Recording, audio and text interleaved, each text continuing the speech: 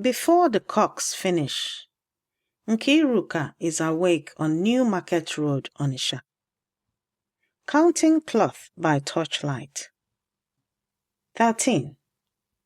You count cloth, her mother says, while the market is honest.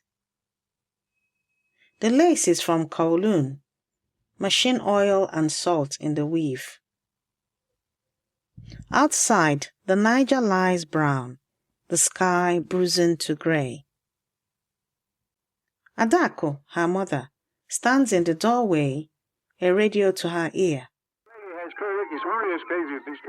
Nkiruka has two names, this one and the Cantonese name her father gave her.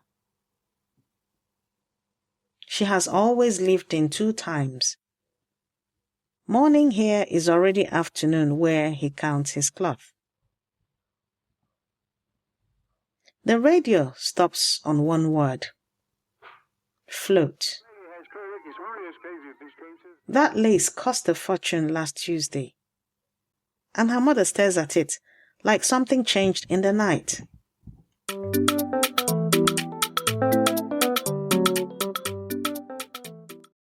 Ndewo.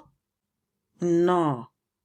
I am Yvonne Mbanefo, heritage futurist and daughter of the soil. Welcome to Igbo Daily Drops, Episode 100, Week 20, Day 5, Friday. Today, how a world changes overnight. In Igbo, mana, but, is what a survivor says to hold a lost world and a present one in one breath. Ka anyị bido. Let us begin. Adako puts the radio down. In Onitsha, the market belongs to women. Who own the ledgers, the credit, the Kowloon agents. She buys strong, sells before it weakens. Last Tuesday, that broke.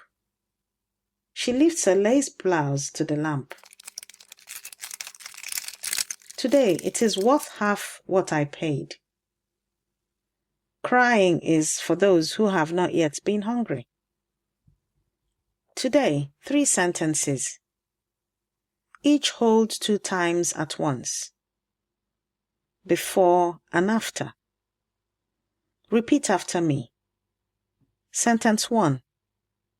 Agara m ọrụ n'ụtụtụ, mana anọ m n'ụlọ n'anyasị. In English, I went to work in the morning, but I am home in the evening. Anyasị and abali mean night. So wherever you hear either one, you know it means night. Agara m ọrụ n'ụtụtụ, mana anọ m n'ụlọ n'abalị.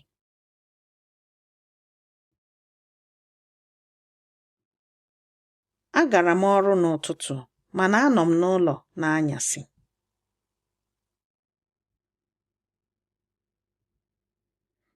Agara m ọrụ n'ụtụtụ, mana anọ m n'ụlọ n'anyasị.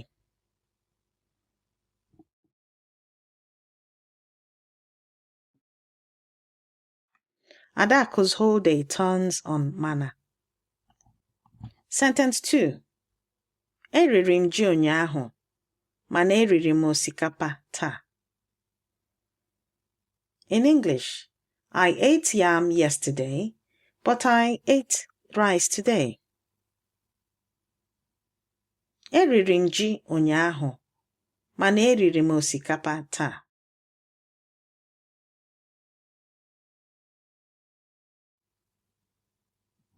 Eriri m ji ụnyaahụ, mana eriri m osikapa taa.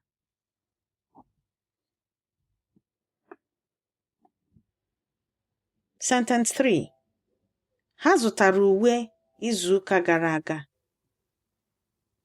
In English, they bought clothes last week. Ha zụtara uwe izuụka gara aga.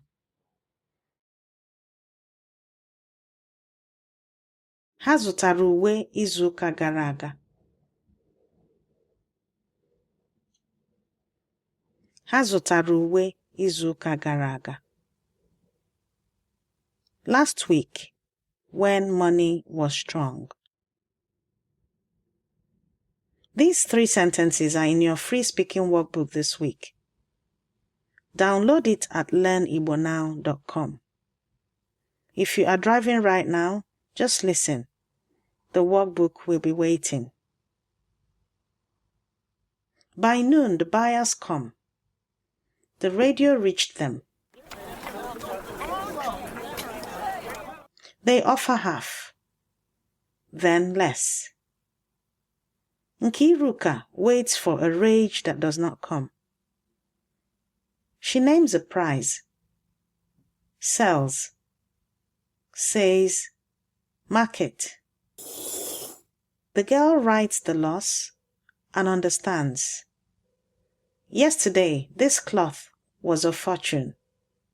Today, rent and school fees. The same cloth, a different word before it. She has buried a harvest before, and still she plants. Anụ egburu egbu adịghịzị atụ obere mma egwu. Anụ egburu egbu adịghịzị atụ obere mma egwu. A slaughtered animal no longer fears the knife. War slaughtered her once. Today is only a small blade. I grew up among Onitsha market women who owned the ledgers. Wanda Achebe, in 2020, traced their line to Omuokwe of Osomari, Queen of the Niger. Togo's Nana Benz built the same from imported cloth. Loss aversion, named by economists in 1979. Igbo traders had disarmed centuries earlier. Loss aversion is the wound, mana the suture. If you want to practice these sentences with other families, with your children, the Igbo village speaking gym will soon be open. Before this day ends, say, gara m ọrụ n'ụtụtụ, mana anọ m n'ụlọ n'anyasị, as you close your front door tonight. As a declaration, mana will not let the loss have the last word. Every sentence you learn is a drop, and every drop feeds Oke Osimiri Mmụta Igbo, the ocean of Igbo knowledge. Grab your free speaking workbook at learnigbonow.com. Rate us wherever you're listening. Your review is how another learner finds their way home. This has been your Igbo Daily Drop. Abụ m nwanne gị nwanyị Yvonne Choma Mbanefo. I am your sister Yvonne Choma Mbanefo. Ka aka gị zonye mkpụrụ n'oge ọbụla. May your hands keep sowing at all times. Ka anyị hụ echi, until we meet again tomorrow.